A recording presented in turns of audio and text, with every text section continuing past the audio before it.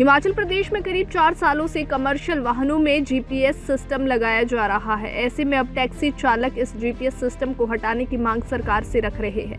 वहीं टैक्सी चालकों ने प्रदेश सरकार को चेतावनी भी दी है कि अगर मार्च माह तक उनकी टैक्सी में लगे जीपीएस सिस्टम को नहीं हटाया गया तो वे मार्च माह में सालाना टैक्स भी नहीं भरेंगे। और उनके इस निर्णय के साथ प्रदेश के 90,000 टैक्सी ऑपरेटर शामिल हैं। ऐसे में taxi operator CM Sukhvinder Singh Sukhu से इस बात की मांग कर रहे हैं कि जीपीएस सिस्टम को हटाकर उन्हें राहत प्रदान की जाए। ऑपरेटर्स का कहना है कि बाहरी राज्यों में जीपीएस सिस्टम जहां 7 से 8,000 रुपए में लग रहा है तो उन्हें यहां पर 15,000 रुपए ये सिस्टम उपलब्ध करवाया गया, जबकि इसका सालाना रिचार्ज भी 4500 रुपए है।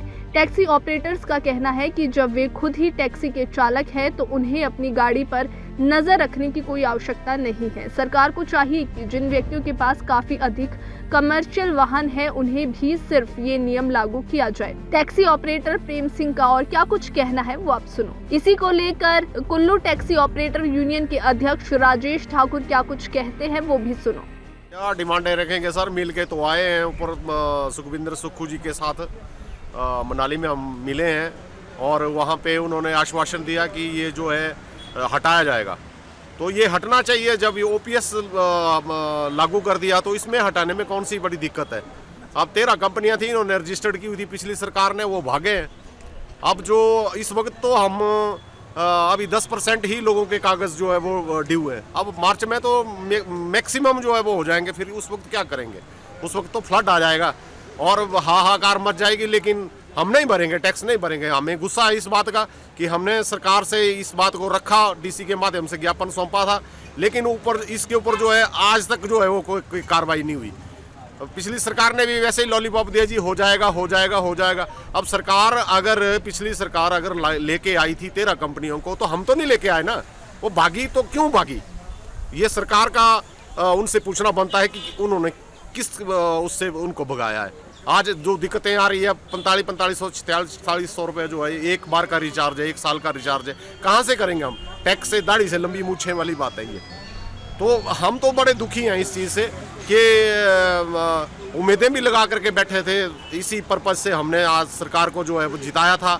हम सारे टैक्सी भाइयों ऑपरेटर भाइयों ने जो है सरकार को जो है फुल समर्थन दिया था। एक एक घर घर जा करके एक एक परिवार को बोला था कि भाई इस बार कांग्रेस की सरकार को लाना है, क्योंकि जो हमें दिक्कतें आ रही है ये पर्यटक जो उद्योग है वो उसकी रीढ़ की हड्डी है। हम जो है सरकार को रेवेन्यू दे रहे हैं।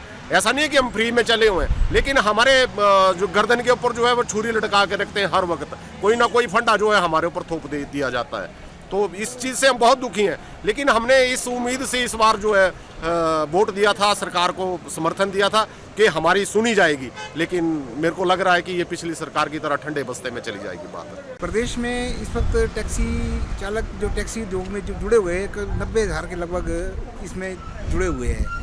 और कुल्लू की बात करें तो कुल्लू में पूरे डिस्ट्रिक्ट में कोई 4,000 के लोग टैक्सी ऑपरेटर हैं।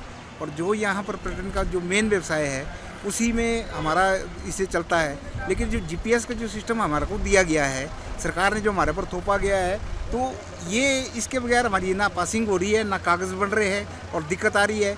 और इसका जो रिचार्ज भी है बहुत महंगा है और सिर्फ एक कंपनी इस टाइम ब्लैक बॉक्स काम कर रही है और उसकी मोनोपोली पूरी चली है। सरकार ने इसके बारे में हमारे को आश्वासन दिया था, लेकिन इसके बारे में हमारे से कुछ भी अभी तक हमारे को उसमें राहत नहीं दी गई है।